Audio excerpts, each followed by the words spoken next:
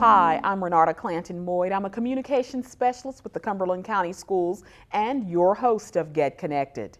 During this monthly show, we highlight numerous educational issues that face today's student, parent, and educator in the Cumberland County Schools. Now, when one thinks of schools, the focus tends to be on what takes place in the classroom as it relates to curriculum, instruction, and student performance. However, we don't often consider the safety and maintenance of the physical classrooms and buildings housing our students for 8 hours of the day. After this break, we'll talk with some school system employees who work tirelessly to make sure our school buildings are safe and maintained properly each day for our students on this edition of Get Connected.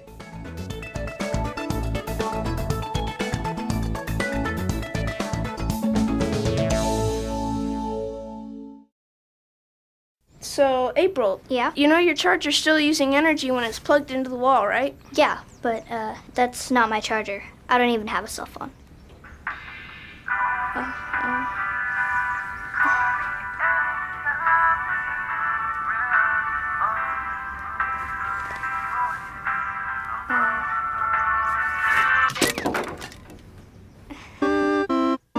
Millions of kids are using their energy wisely. What's your excuse?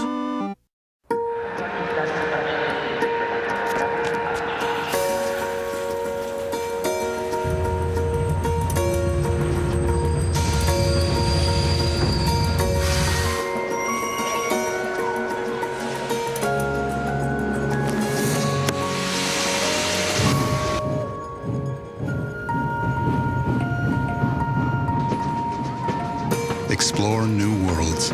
Read. Visit literacy.gov.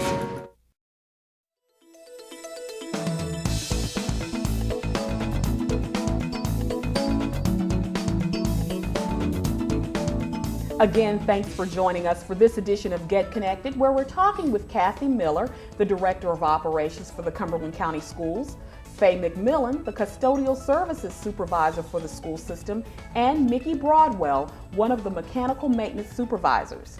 Kathy, Faye, Mickey, welcome. Thank you. Thank you for having us. Thank you. I'm glad you all are here. You know what, Kathy, I think you should be a co-host, right? You've been here with No. me. This makes 3 times, but yeah. Well, see, that shows you how good you are at this. We appreciate you guys coming in. Thank you for having us. All Yes. right. So let's jump in. Tell us exactly, tell us a little bit of something about the Cumberland County Schools Facilities Department. Okay, well, we have 87 schools, and then we have the building that's at Fayetteville State University too, that school there, the early college. Okay. And we have 9 central services buildings that serve those schools. So we maintain about 8 million square feet of building space, and we have about 2,000 acres for Cumberland County Schools.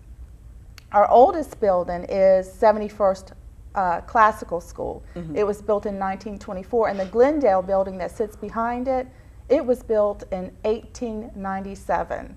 Oh, Yeah. that's a lot So of we've got maintenance. old buildings. The Massey Hill School was built in 25, and then we've got most of our buildings were built in the 50s, the 60s, and the 70s. We didn't do much in the 80s. We didn't build hardly anything, but I think Allman and maybe Miller.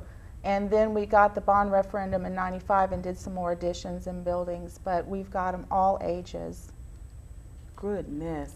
Now, you all have been around for a while, all 3 of you, right? Right. Yes. 20 Okay. years for Yes. me. 20 years for you? 26 for me. 26 for you, Faye? Yes. 30.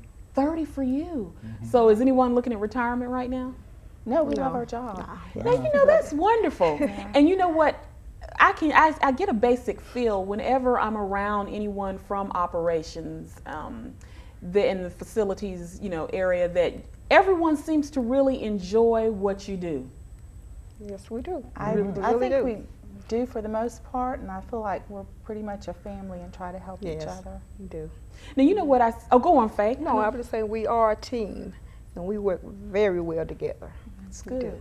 Compliment each other well. Yes. Yes. And I mentioned in the introduction that a lot of times people think about, when they think of Cumberland County Schools or they think of a school system, they often think of what goes on in the classroom as far as instruction, teachers, students. But I mean, to some degree, you guys make it happen in terms of having physical areas where their instruction can take place. Right. That's a mammoth task. Right. Right. That's right. And see, Mickey's sitting here, he's just like, right. But come on, Mickey, talk to us a bit. I know you feel a sense of pride about what you do. Yes, I'm blessed to be with such a good group of people. Many of the employees are licensed. Some hold multiple licenses. Very intelligent. They can construct anything from the ground up. That's all right. Now, what do you do exactly? I'm in charge of plumbing, electrical, and welding. Okay, wow. Those employees. Okay, and Faye, your responsibilities? Some of my responsibilities is maintaining all the custodians in Cumberland County Schools, and of course my staff, and that's roughly right at 500 custodians that I maintain, and that equates to about one custodian for 1,600 square feet of the building. Oh wow, you got it down to a science. Yeah, so we have a lot we have to do with maintaining the buildings and training new custodians coming in, and training our existing custodians that's already there. We do maintenance and workshops with them, and trying to maintain our budget. So we do a lot. It's a lot. It's not just about just cleaning the building. Oh no, ma'am. No, ma'am. Bigger than that. If it was that, it would be so easy. Oh really? Wow, wow, wow. Yeah. I don't know about easy. Now, Mickey, you guys, there are about how many of you all? Roughly about 130. 130. Quite a few. Yeah, 70 in general maintenance and about 60 in mechanical. And it's probably something popping off all the time with you guys. Constantly. The AC or the heat or leaks, wow. low lights, power failures. Ooh, ooh. and it's funny when there's any little glitch as far as that is concerned, it throws the whole thing off. You know, it throws the whole building off. Right. All right. Well, we appreciate what you guys do. And you know what, speaking of, let me just ask you this, because I remember Faye mentioning as far as budget. What type of budget do you all have to maintain these facilities? You know, we've talked about the utility budget before, and that's $9.7 million. That comes out of our budget code. But we also have local money for maintenance, and that's about $2.2 million every year that we get to maintain the building. That's not a lot when you consider the square footage. I think Faye gets about $375,000 for toilet paper, cleaning supplies, paper towels. You think about that, that's probably what, $6 a person? Wow. You know, for all those cleaning supplies and toilet paper.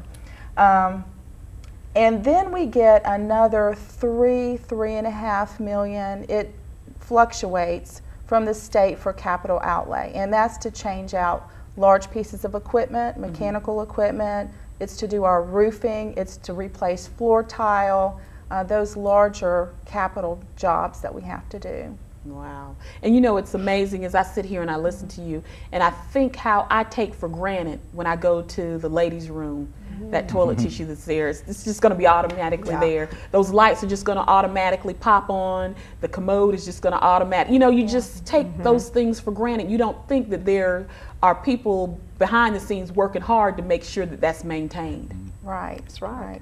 It gives me a different appreciation. And you know, we have a work order system, and I know Mickey can talk a little bit about that, the work order system where the schools call in their work orders. That's how we know if something's wrong. Okay. And a lot of times when like a technician is at a school, they'll find something wrong, or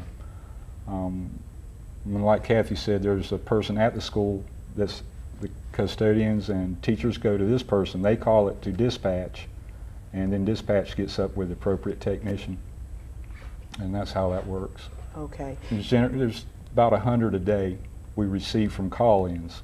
100 problems a day? Just call-ins, that's not what we find, and that's not preventative maintenance. See, all that's on top of that. Wow, you stay busy, and you stay busy year-round too. Right. We don't go home when the kids go home. Really? I thought you guys got out. No, I'm joking. We get busy. And we call them at night too. So you all have to come out at night? Or the weekend. Yep. Or the weekends, if something. And I'm sure you're probably really trying to take care of problems after hours so that when the faculty, staff, students walk in that morning, things are up and running and there are no glitches. A lot of times they never knew anything was wrong. You're right, we don't. Yeah. I guess we think little elves come in and they do their work and they're gone. No, it's us. That's we're the elves. That's good. Now, as far as problems are concerned, do you all ever run into a situation where, I guess you have to collaborate, where maybe one technician may not know how to do X, Y, Z, but the others can come and kind of work with figuring out the situation? And Sure, where everybody works together. If I have a problem, I'll talk to somebody. If they have a problem, they talk to somebody, and we'll get it. That's good. We'll get it. That's good. That's good. And I'm sure, Faye, you all see some of the same. Oh, sure. Talk to me a little bit. Well, with the custodians, just like what Mickey is saying, we all work together. If something, just say if they had a roof that caves in or have a bad roof leak, a pipe or whatever, he has to call me. We work together. I get my people together. We go out there and we get it cleaned up. That's just the way we roll. That's just the way you roll. That's the way we roll. We all work good together, very good together. So it's no problem with us, getting our job done, because we love what we do. You love what you do and you're there to support one another. Yes, ma'am. That's good. Yes, Now, I'm sure, now the average hour for a custodian is what? They come in the afternoon, or do you have some in different shifts? Different or how shifts. Does that work? Different shifts. We have what we call 10-month employees. Some of those is from 4 hours to 8 hours. Then with the 12-month employees, so all of those are 8-hour employees. And the 12-month employees, they work year round. Okay. Just like we do. They're the one who go in and get the school clean and have it perfect. Sparkling. When the teachers and the kids come back. And that consists of a lot of work during the summer months, and a lot of people, like you're saying, don't know exactly what we do. When we go in a school, we have to go in a classroom, we have to take down light fixtures, have them clean, change the bulbs if they are burnt, pull out all the furniture, we have to clean windows, we have to clean blinds, we have to clean walls. You don't even want to do that at home. And we also have to strip the floor, re-wax the floor, we have to burnish the floor, put the furniture back in, put the blinds and everything back up, and then we have to do this through the whole school. And on an average, there are about how many classrooms in a school? Roughly, I'll just at an average say, 40? Probably. And it's amazing. I know the other year my daughter was in prime time and I happened to have been at that particular site, and I must have gotten lost in the school and went down one hall and I saw all this furniture out in the hallway, and I'm thinking, okay, somebody's got to, like you said, strip the floor, get all that furniture back in place. That's right. Take the chairs down and do it. It's a lot of work. It's a lot of work we have to do during the summer, and also maintaining the grounds. That's still part of what we do. Maintaining the ground. Yes, ma'am. We have to cut grass and weed eat and edge and trim hedges, and some middle and high schools we have to maintain the athletic fields. Ooh. And the track fields. So now it doesn't matter if you happen to be a female, the head female custodian at the school. You're going to get out there on that lawnmower and get it done. I had to do it. I was one, so yes, that's what I expect. Go, Faye. All right. Yes, ma'am. So I'm sure your husband loves having you at home, so you could get out sure. there. He knew you had no excuse to stay in the house. That's right. That's good. Right. That is good. So some hard. Oh, I'm sorry. Go on. No, you're fine. Okay. Some hard work goes into all of this. Yes, ma'am. And I know with you there, Kathy, at operations, you're kind of at the hub. You're kind of making sure things are moving properly. I hope so. Yeah, okay. We have, there's always those things that come up during the day. Like this week we had an issue at Armstrong that was an unexpected, call in the engineer type thing. So we never know what's going to happen day to day, but we try to take care of things as they come. All right. Well, on that note, what we're going to do is take a break. Are you all right with that? Yes. Okay, take a breather for a minute. All right. Well, don't you go anywhere. Stay put for more Get Connected.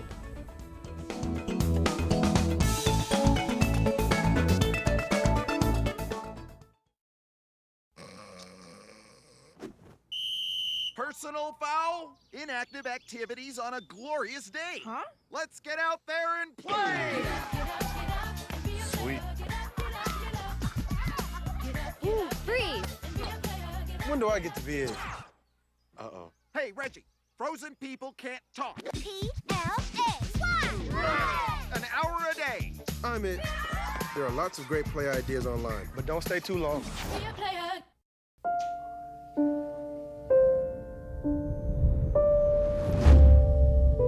What if a disaster strikes without warning?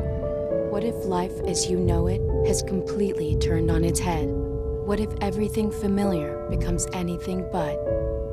Before a disaster turns your family's world upside down, it's up to you to be ready. Get a kit, make a plan, be informed today. Learn how at ready.gov.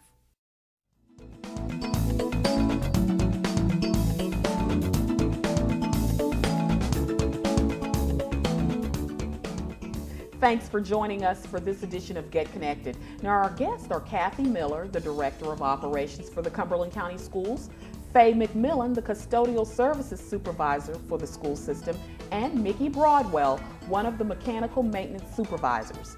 Well, you know, something I wanted to ask you all, and I said I'm going to ask you now.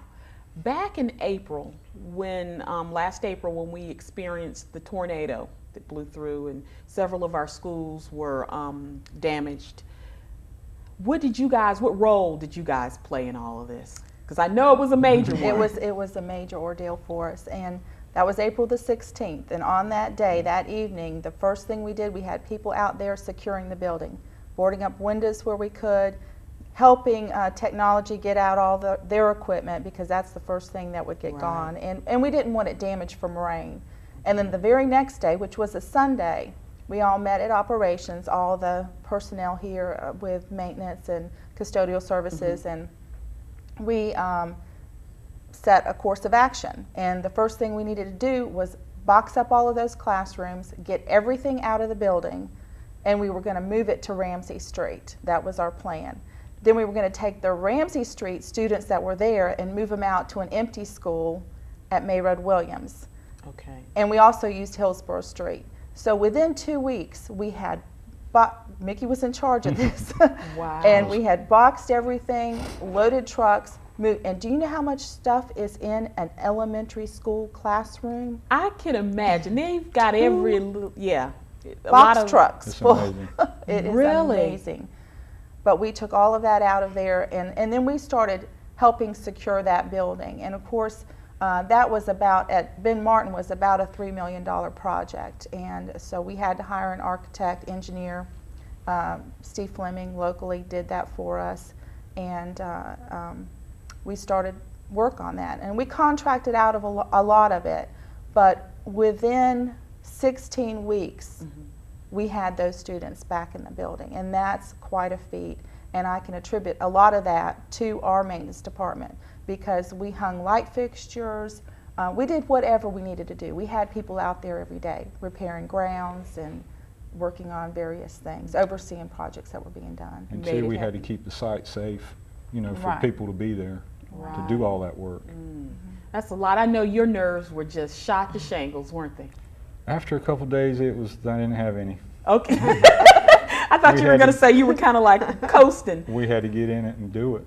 That's good. And you know, challenges like that, you know, when it really lets you see your team, it lets you see that which is within really comes out, and your talents and all those things come out, and you really go into overload and get things done.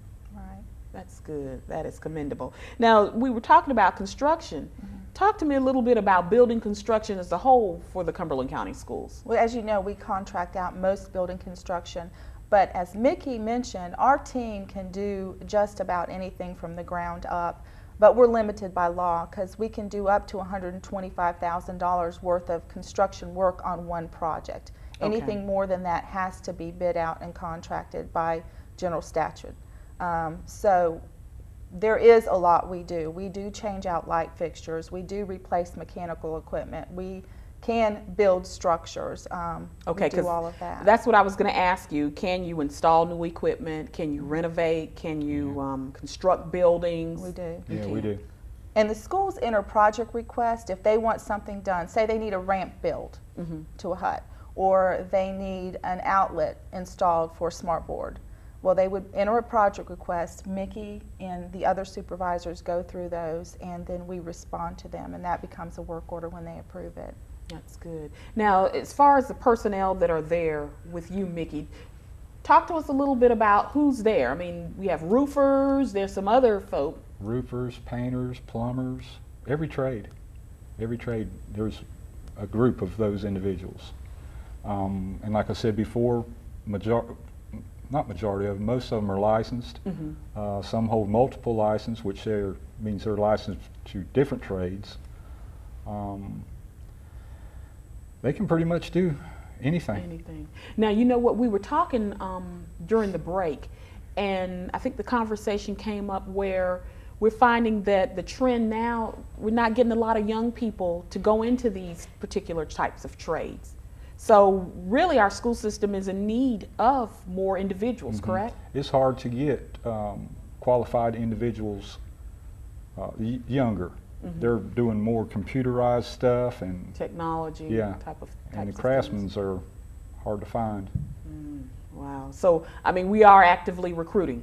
We need folk. We do need folk. You know, we don't always have positions open, but when we do have them, like for instance, for a heat and air conditioning person, we may get one qualified applicant.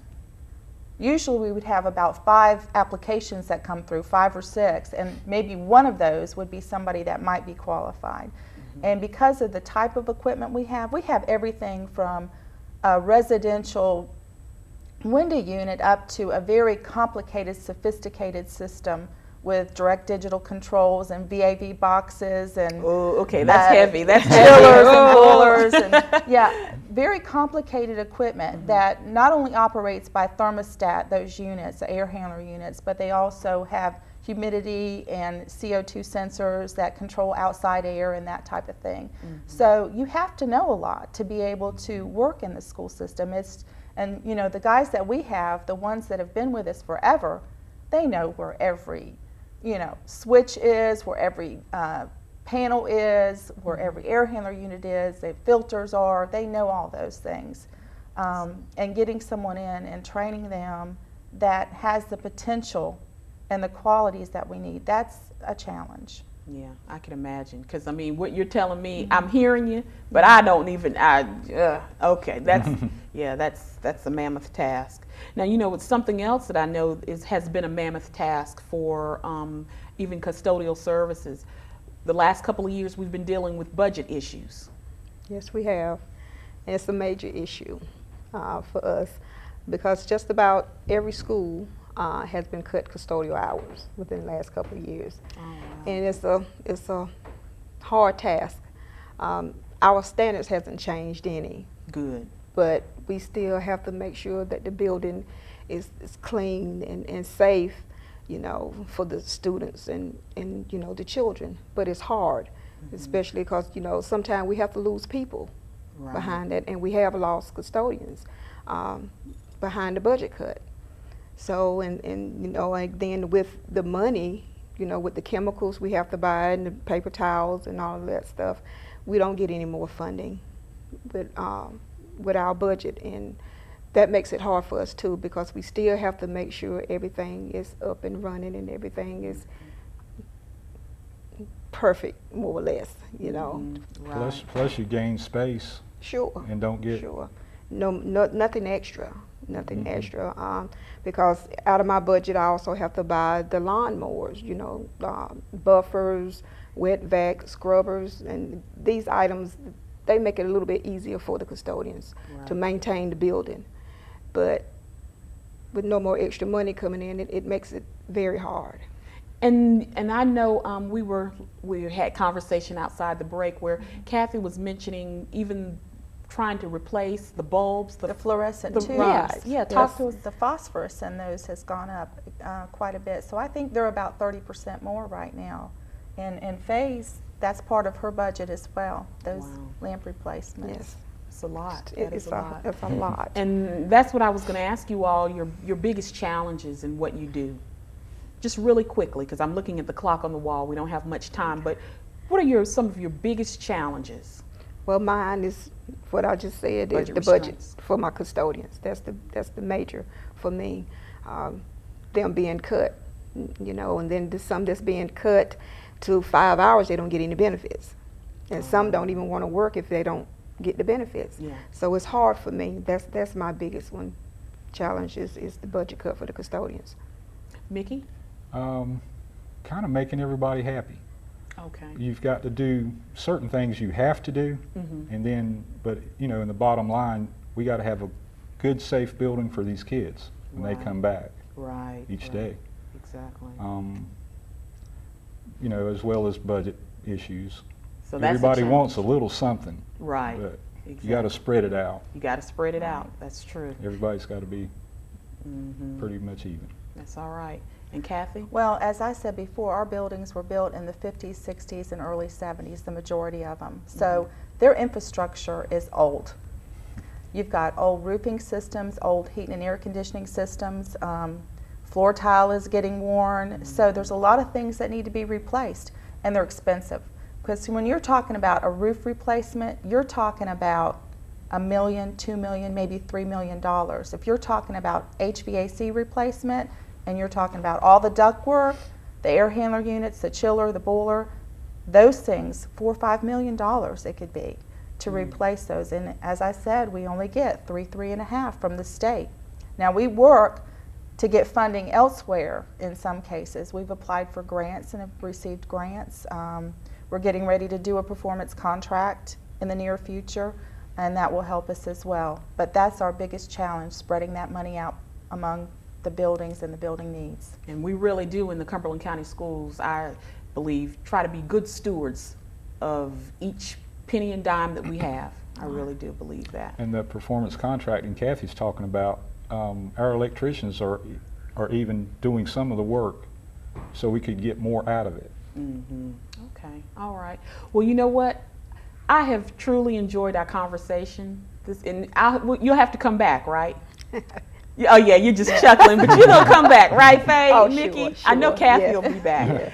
It's given me a true appreciation for the things that you all do every day. I thank you and your staffs for just being wonderful people and getting it done. We appreciate the opportunity. Because it's good not to sit in the dark. Thank it you. Really is. It's good to have a nice, warm, safe building to be in. Thank you so much. Well, on behalf of the Cumberland County School System, we want to thank you for tuning in for this edition of our show and for giving us a chance to help you get connected. Until next time.